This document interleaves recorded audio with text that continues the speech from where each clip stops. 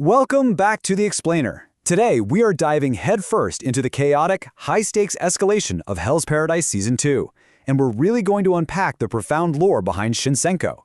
I mean, if you thought the initial arrival on the island was brutal, oh man, we are stepping into an entirely different league now.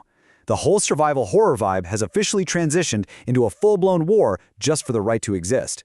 Because here's the thing, our core conflict has completely evolved. Just surviving on the island? That's no longer enough. Our human caste is now locked in an all-out war against the immortal Tensen. These executioners and criminals aren't just fending off the island's creepy flora and fauna anymore. No way. They are stepping up against literal godlike beings who have spent the last 1,000 years perfecting their bodies and their absolute mastery over life itself. So, what actually happens when flawed mortals must kill perfect gods? Well, here is our roadmap for today's explainer to figure that out. First, the godlike Tensen threat. Second, origins of the island. Third, mastering the power of Tao. Fourth, humans versus the Tensen. Fifth, the ultimate sacrifice. And finally, humanity over immortality. Let's get right into it. Section 1. The godlike Tensen threat, facing the rulers of Shinsenkyo. To really get this, we have to start by establishing just how terrifying the Tensen actually are. We're talking about a group of 7 godlike beings who rule this island, and they literally harvest humans to sustain their own eternal life. They aren't just powerful, they view humans the exact same way we view a field of crops. They extract a life energy called Tao from anyone who arrives on the island, and they use it to create Tan, which is basically an elixir they consume to keep their flawless, eternal forms. And just when you think they couldn't get any scarier, we have to talk about Kishikai. When the Tensen are actually backed into a corner, they unleash this massive, terrifying metamorphosis that pushes them to their absolute physical limits.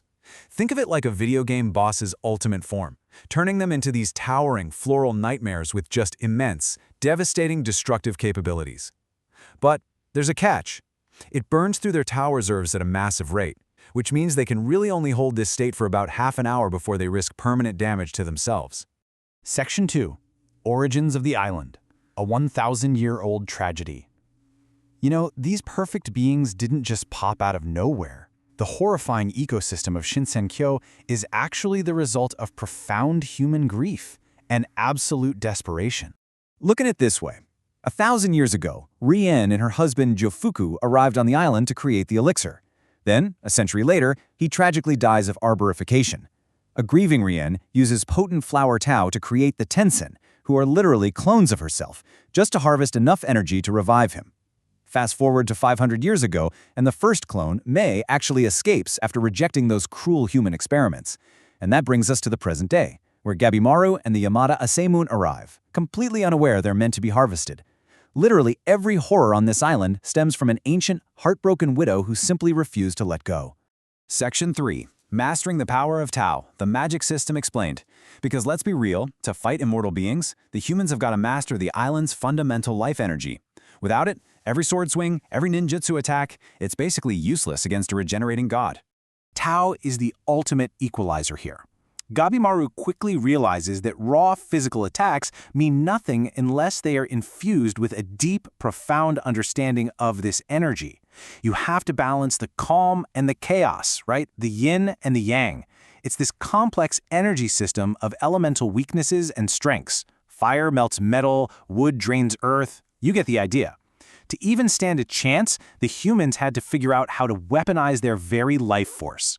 And I absolutely love the contrast between the two forces at play here. You've got the messy, emotion-driven strength of flawed mortals versus the empty, stagnant power of the immortal Tensen. The Tensen rely on this artificial, plant-based flower Tao that keeps them alive forever, sure, but it leaves them completely emotionally stunted. Humans, on the flip side, draw immense, explosive power from their messy contradictions, their fear, their love, and their fierce, desperate desire to just live another day.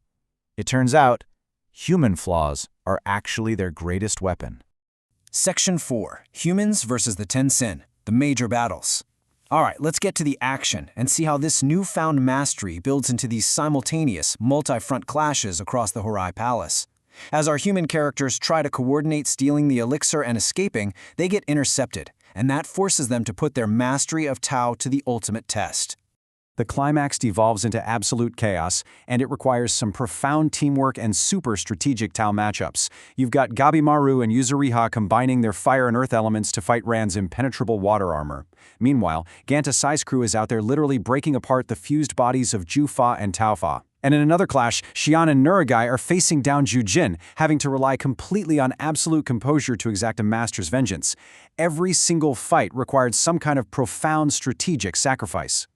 So how do you actually defeat a Tensen? Well, it is a grueling game of attrition. The humans have to deliberately drag out the fights until the gods literally burn through their energy, something Yuzuriha and Xian demonstrate brilliantly. Because you can't just cut a Tensen's head off, right? They'll just grow a new one. Step 1, survive their monstrous Kishikai forms. Step 2, wait for their Tao to run entirely dry. And Step 3, strike the Tanden, which is their plant-like core. It is a terrifying, brutal test of human endurance. Section 5, the ultimate sacrifice, the final push. Okay, so as the Tensen fall, we reach the major emotional turning point of the entire narrative during the final confrontation with their creator, Rien. And Rien's grand plan? She wants to unleash a plague of Tau harvesting butterflies upon the mainland of Japan, basically converting the entire country into enough energy to finally revive Jofuku. But this is where things get really fascinating. We see Gabimaru actually hesitate to destroy Jofuku's corpse. His empathy for Rien's enduring love totally mirrors his own desperate desire to return to his wife, which proves his humanity is fully 100% intact. Standing right there in front of the golden statue holding Jofuku's body, Gabimaru sees 2 wedding garments laid out. And it hits him. For all her monstrosity, Rien is just a spouse trying to get back to her partner. Gabimaru sees his own wife, Yui, in Rien's actions, and he simply cannot strike the final blow.